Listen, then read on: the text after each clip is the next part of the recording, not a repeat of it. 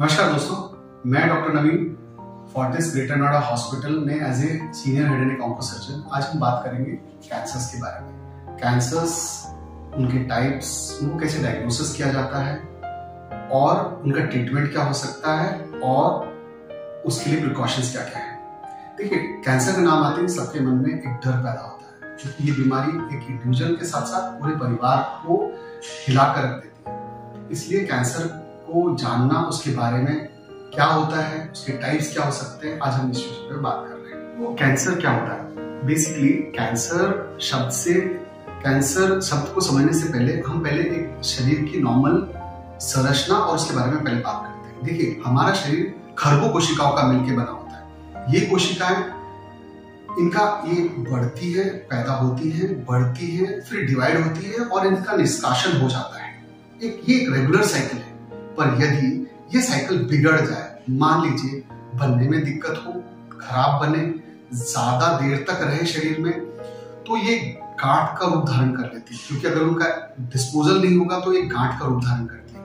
ये गांठें दो तरह से हो सकती है। ये वो गांठें ऐसी हो सकती है जो शरीर के एक हिस्से में बढ़ती चली जाए और दूसरी तरह से ये हो सकता है कि वो फैल जाए। फैलने का अर्थ हम ये कह सकते हैं कि वो आसपास के स्ट्रक्चर्स के अंदर घुसने लग जाए। मान लीजिए हम थायराइड गांठ की बात करें। ये थायराइड ग्रंथि में अगर कोई गांठ है, वो गांठ अगर फैल रही है, दूसरे हिस्सों में घुस रही है, तो वो एक फैलने वाली गांठ कहेंगे। और अगर वो नॉर्मल स्ट्रक्चर से आसपास के स्ट्रक्चर्स को, आसपास की संरचना को दबाने लग जाए, या वो जैसे कि अभी हम बात कर रहे हैं थायराइड गांठ के बारे में। थायराइड ग्रंथि में अगर कोई गांठ है, वो अगर आसपास के अंगों को दबाने लग जाए, जैसे सांस की नली को दबाने लग जाए, फेफड़े के अंदर घुसने लग जाए, खाने की स्पेस को अगर क्रिएट करने लग, दबाने लगने वाली गांठों को, एक उस तरह की गांठें होती है और एक फैलने वाली गांठ होती है। जो फैलने वाली गांठ होती है वो आसपास के स्ट्रक्चर्स में घुस जाती है।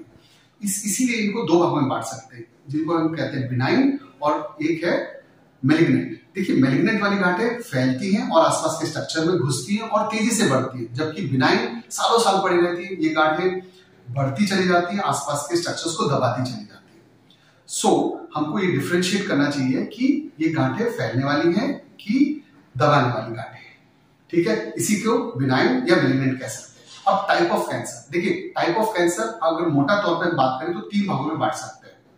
फर्स्ट है कार्सिनोमा, दूसरा सार्कोमा और तीसरा मोटे तौर पे अगर हम देखें तो ल्यूकेमिया और लिम्फोमा।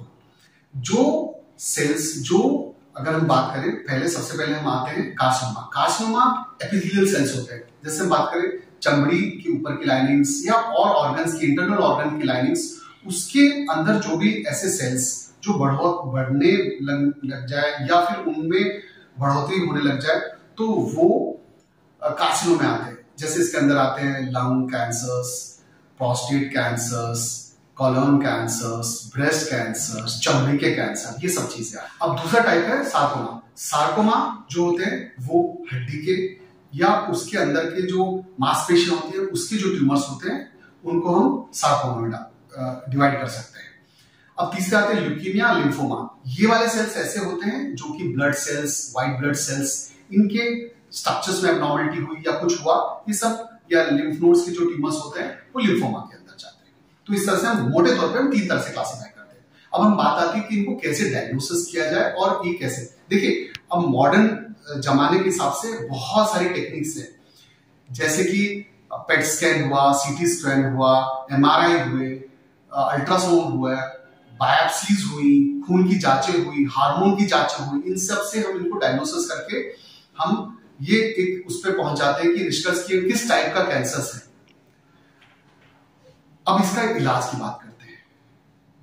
इलाज को हम तीन मोटे भागों में बांट सकते हैं, जैसे सर्जरी, फिर दूसरा कीमोथेरेपी और तीसरा रेडिएशन थेरेपी।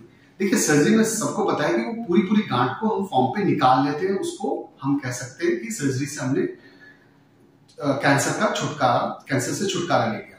दूसरा होता है केमिकल से कीमोथेरेपी के थ्रू बहुत सारी ड्रग्स हम बॉडी में इन्फ्यूज करते हैं, जिससे कैंसर सेल्स की डेथ हो जाती है और कैंसर से इलाज हो सकता है।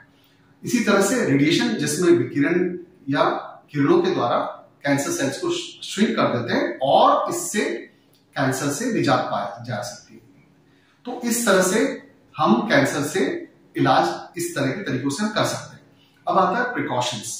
हम प्रिकॉशंस में देखिए अच्छा हेल्दी फूड, हेल्दी खाना खाएं और ऐसी फूड से बचें जैसे कि जो केमिकल्स होते हैं या केमिकल रिलेटेड फूड्स होते हैं उनसे हमें दूर रहना चाहिए, या हमें खाने पीने का बहुत सारा ध्यान रखना चाहिए।